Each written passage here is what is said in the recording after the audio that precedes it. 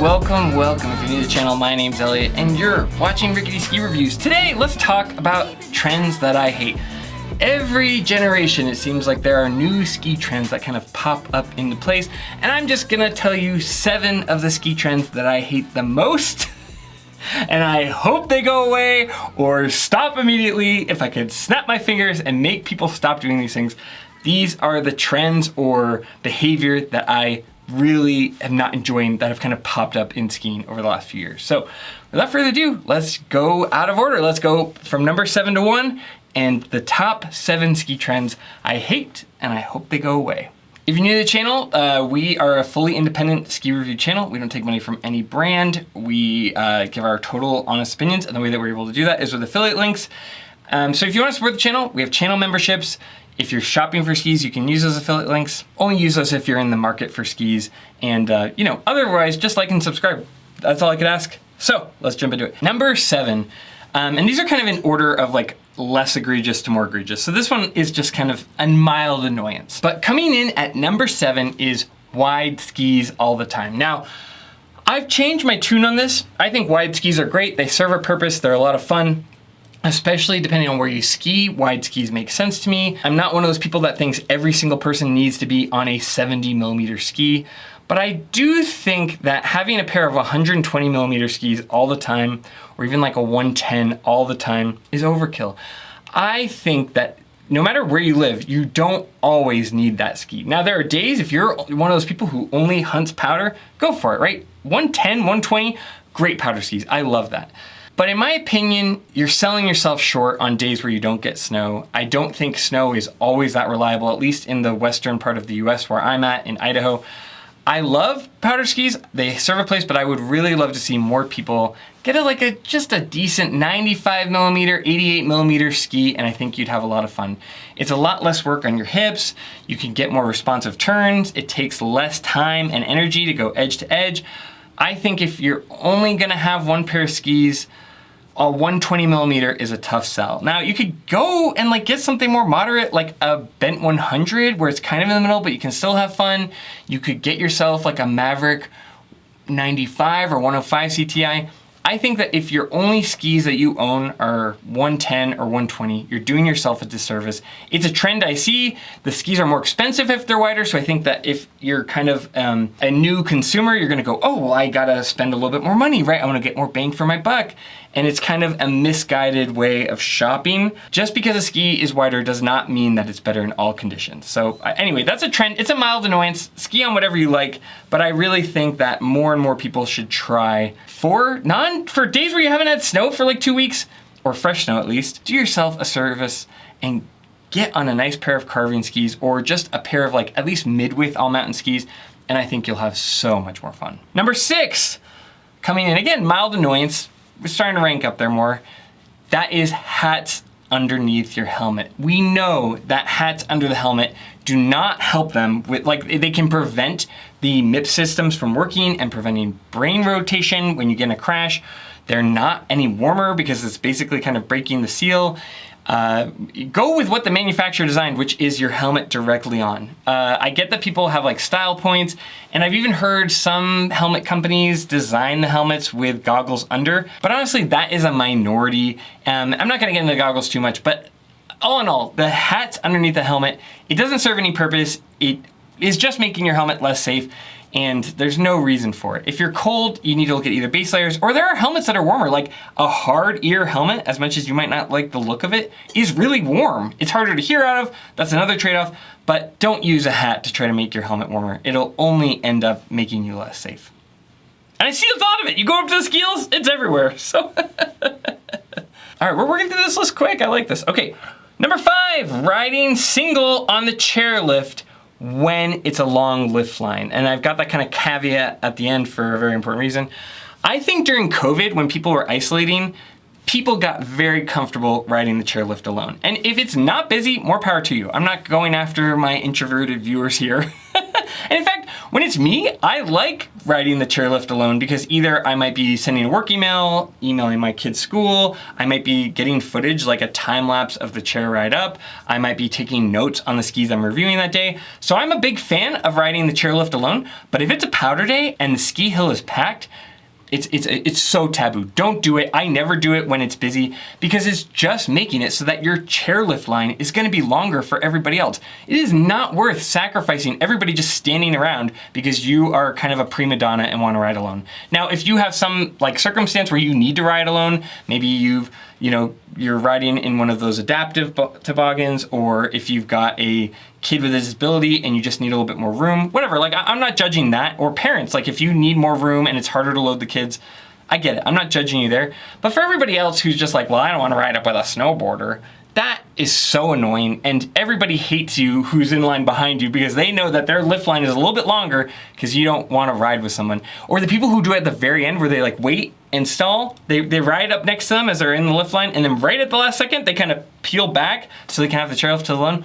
That stinks, it's bad behavior, it's selfish, and it's rude. So that is why it's kind of higher up on the list. It's not dangerous, so it's kind of why it's lower, but it's annoying and selfish, so that's why it's ranking up a little bit higher. All right, coming in at number 4. This is kind of a dual one, but loud music in the parking lot and tailgating with bad, inappropriate music for kids, or being rude and being obnoxious, or playing really loud rap, or having like a clapped out Subaru where the bass is just blasting. Everybody who's up there to ski, who is getting their boots on at the parking lot, they just want to hear the sound of the great outdoors, or they're going there to like get fresh air, get some exercise, and go see the mountain. And when you pull up in your Subaru WRX and you pop the hood and your blown speakers are blasting whatever dubstep or rap or whatever that you think is really cool, you don't know what everyone else's music taste is, and it stinks. And especially for me, like when I'm getting my kids ready and I've got a 3 or 4 year old, or now I've got a 7, 8 year old, whatever, it is so annoying to just have that kind of music. And the music is one thing, but then it'll be people smoking. Like, I'm not a prudish person, but it's annoying to have to like have my kid coughing from secondhand smoke because you wanted to light up in the parking lot. You're outside, have some decency. It's so annoying. To me, it's nothing but a showcase of your selfishness and your narcissism. I'm glad you're having fun with your buddies, but just consider the people around you. Now, there is a version of this that I really like. Like, there are guys out there where they set up tents, they're cooking hot dogs, they'll even like come and offer you a hot dog or like a drink. They're playing like Grateful Dead music, and it's kind of at a like soft volume. Those people tailgating, you guys are the salt of the earth. I got no problems. I got no beef. But it's the people just like blasting music at a way high volume that has profanities, and you're smoking next to kids on a parking lot. Like, grow up, man. I can't say it enough. If you want to go out to like downtown to the bars, you want to do whatever, I don't care. But remember, like, we're all up there to ski and we're all getting ready. And anyway, I'm beating a dead horse, but it to me screams of selfishness. The next one is in a similar vein, but much, much worse.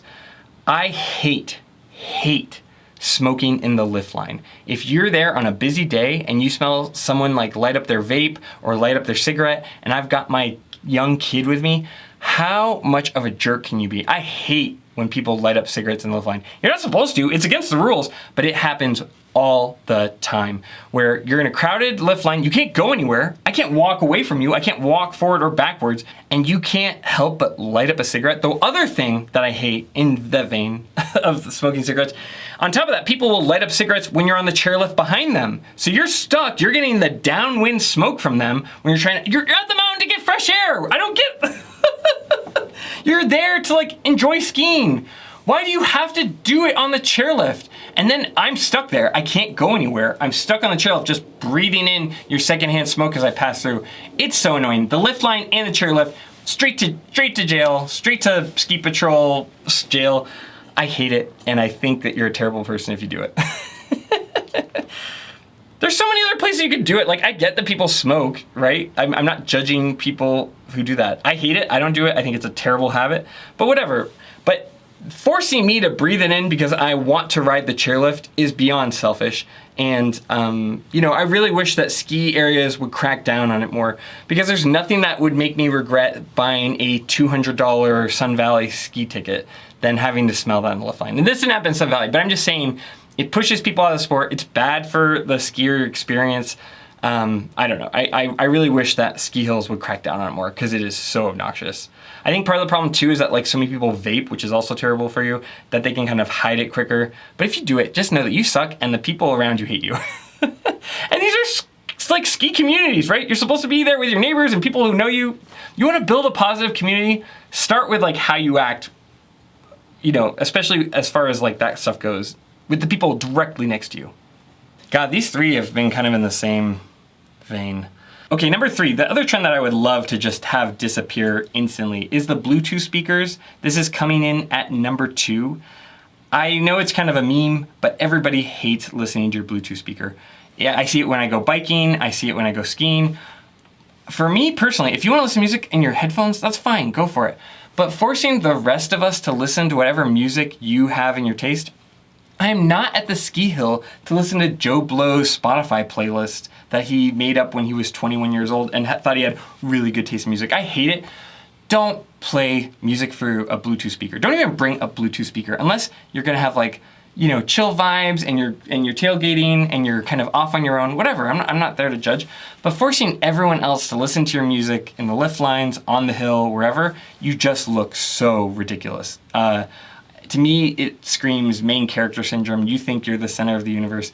Do not play Bluetooth speakers. I don't know. It doesn't bring any vibes. It brings negative vibes. I like going skiing because it's serene, because I can be on my own, so I can hear the sounds of nature, so I can hear how my skis react in the snow. All that stuff is like really relaxing, borderline therapeutic, and to just have that kind of interrupted by somebody blasting Skrillex on their speakers is so annoying. And anyway, that's a trend that I think is far overdue from being gone. Now, number 1, this one is kind of the holy grail. It's the perfect intersection of rude, selfish, dangerous, and I hope it never happens again. If I could snap my fingers, this is the ski trend that I would get rid of in a heartbeat. Coming in at number 1 is when people go into the backcountry and they jump over the road, especially while it's active with cars. Now, it's different if it's like, oh, a Red Bull event and everything's kind of, you know, sculpted and, you know, you've got the road closed off, so there's not gonna be a car hitting someone. But I think a year or two ago, at Bogus Basin especially, people all the time are trying to jump the road and then go into the backcountry more. And what happened like a year or two ago is somebody was driving by, just minding their own business, and they hit the skier as they were coming across.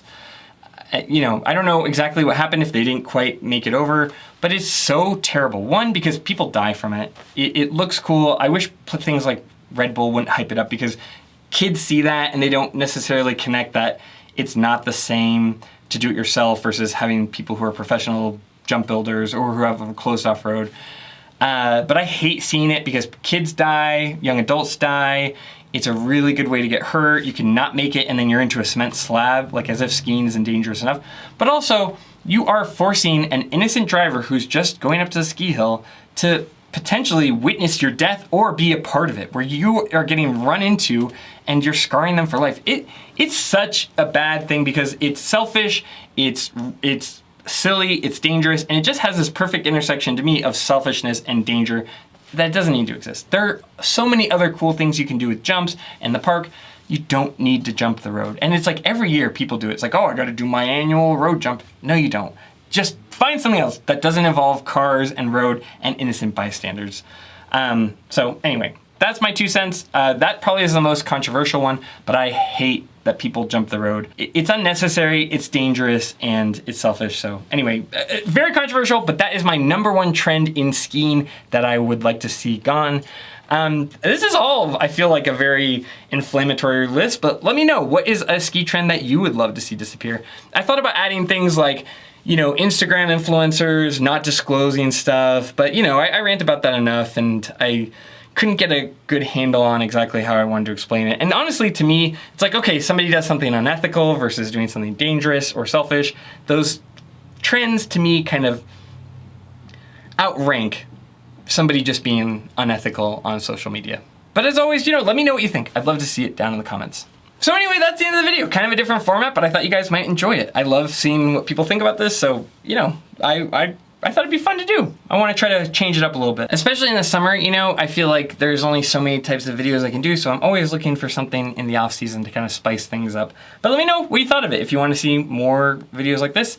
I announced it in my last video, but if you want me to rate your ski quiver, please submit that. You can email me at ricketyskireviews@gmail.com, or you can DM me on Instagram. Whatever you do though, if you want your ski quiver like roasted or rated or whatever, just include a picture and a 1-sentence description of what the ski is and what you use it for. Maybe put in a single sentence of like where you ski, what you like, but you know. So please submit that, and I will try to start making that a reoccurring segment next week at the latest, maybe earlier. We'll see. We'll see how ambitious I get. But anyway, that's the end of the video. If you like this kind of content, please consider liking and subscribing. That's a free way to support the channel. If you're currently shopping for skis, I'll put a bunch of deals because right now skis are very inexpensive. So I will put that down in the description. That's a way to support the channel that doesn't cost you any extra money. You can also donate to the Ko-Fi or the Venmo. But as always, more than anything, just thanks for taking time out of your day to watch my videos. It means a ton to me that you guys like watching these, that you're so nice in the comments, and as always, I just feel grateful that you guys take time out of your day to spend it with me in a weird one-way kind of way. And of course, as always, I'll see you in the next one. See ya.